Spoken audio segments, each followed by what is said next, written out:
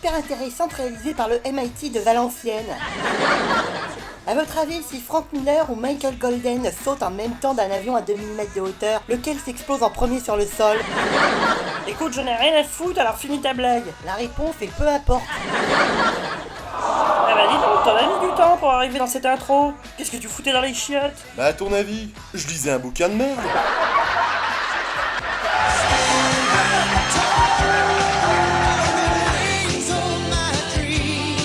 Ta gueule! Salut mes petits farfadets poilus des aisselles. Voilà plus de 5 saisons que Amazing Geek chante les comics et chante la vie. Et aujourd'hui on va se pencher, mais pas trop, sur un livre que je n'aime pas. Ah! T'es sérieux, mec? Oui, ce n'est que mon avis et ça n'engage que moi, mais j'ai envie de balancer sur un album qui m'a autant déçu que la prélogie Star Wars. Ah ouais, quand même, à ce point? Voyez comme j'exhibe maladroitement ce 19e RCM, c'est-à-dire le récit complet Marvel, de chez Lug, sorti en août 1988. Il narre une histoire tournant autour du roi du mensonge, j'ai nommé Mephisto. Tu connais ce personnage quand même? Ok.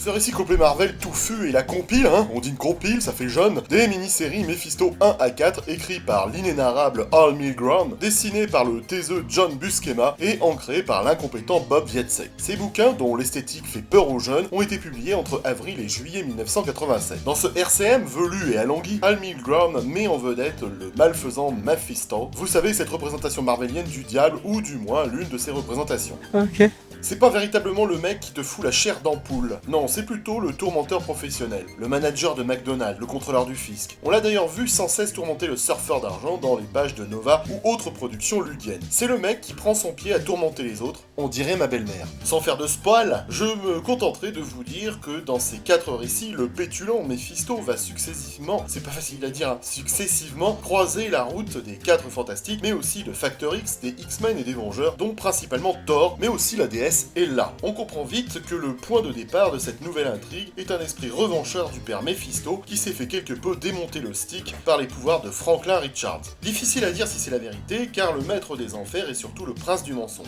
Un truc qu'il aime répéter dans tous les récits, à croire que le pervers pépère radote. À chaque fois, il te le rappelle et tu as envie de lui dire « Ta gueule! » En fait, tout ceci n'est qu'un prétexte pour plonger toute cette brochette de moules gratinées dans un plan beaucoup plus élaboré. Le positif de récit est que Al Milgrom fait le point sur les intrigues en cours des différents personnages à l'époque, et Mephisto utilise ces mêmes intrigues comme objet de négociation, de pression et de manipulation. Et c'est là que je me rends compte que ma belle-mère est le diable. Elle a le même modus operandi. Mais on s'en fout, mec, hein? On ne peut pas reprocher aux scénaristes de s'être bien documentés sur le travail de ses collègues. Ils ne dénaturent pas leur travail, et ils laissent les intrigues des différents personnages dans l'état où il les a trouvés. Mais il n'y a pas de quoi non plus faire des sauts de cabri lyophilisés. Et au final, c'est ce qui coince, car ce récit n'a pas beaucoup de sens. On dirait les politiques menées par nos gouvernements en matière de gastronomie scolaire. Vous trouvez ça normal, vous? Que nos gosses ne prennent plus de bœuf bourguignon à la cantine et qu'ils préfèrent aller s'acheter un kebab? T'as l'air de savoir de quoi tu parles. Surtout au prix où tu payes la cantine. Pourrais-tu recadrer ta démonstration, mec? Oui, pardon, je disais quoi, moi? Ah oui, Mephisto passe son temps à manipuler et torturer les personnages de façon subrogative en tapinant tout le temps, mais à part foutre la merde et s'en réjouir, rien n'a changé pour les personnages à la fin de ce récit. D'autant que certains ne se souviendront même pas de cette rencontre. Car enfin quoi? À la fin, il renvoie finalement tous les héros rouler leur bédo dans leur caniveau de la rue Sainte-Catherine de Bordeaux. Et je pose la question, ne vous énervez pas, je pose juste une question. Au final, à quoi ça lui a servi de faire cela? Il a bien rigolé? Certes. Mais finalement, tout ceci a été assez vain. Tu m'étonnes. Quand tu refermes le bouquin quelque peu agacé, tu te dis « Enfin quoi, tout ça pour ça ?» J'ai dépensé 22 boules pour lire ça. Ça ressemble à un agrandissement rectal. Ah bah oui, j'ose le dire, mon propos est simple, c'est pas du Simone Veil. Ce récit est nul. Comme Mephisto dans ce récit, Al Milgrom a déployé tout un arsenal narratif pour pas grand chose. Ouais, moi je me demande quand même s'il était pas un peu con. Ok, le gars nous a prouvé qu'il connaissait les personnages qu'il utilise, mais c'est bien tout. Je le répète, tout ça pour ça, l'histoire n'a servi à rien. Et je peux vous dire que j'ai plus rigolé en lisant le journal d'Anne Frank, c'est pour dire. Ok. Côté dessin, si je me faisais une joie humide de voir John Buscema, au final j'étais assez déçu, comme lorsque j'ai visionné Ready Player One. Car le pépère Buscema ne nous livre pas sa meilleure prestation. Quand on regarde ses dessins, tu as envie de dire au livre « T'es moche!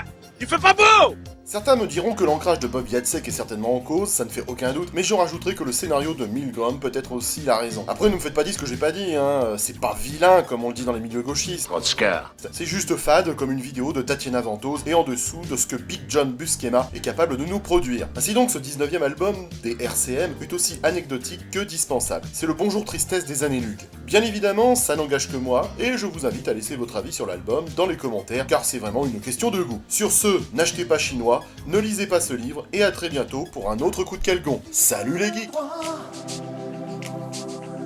Générique libre de droit.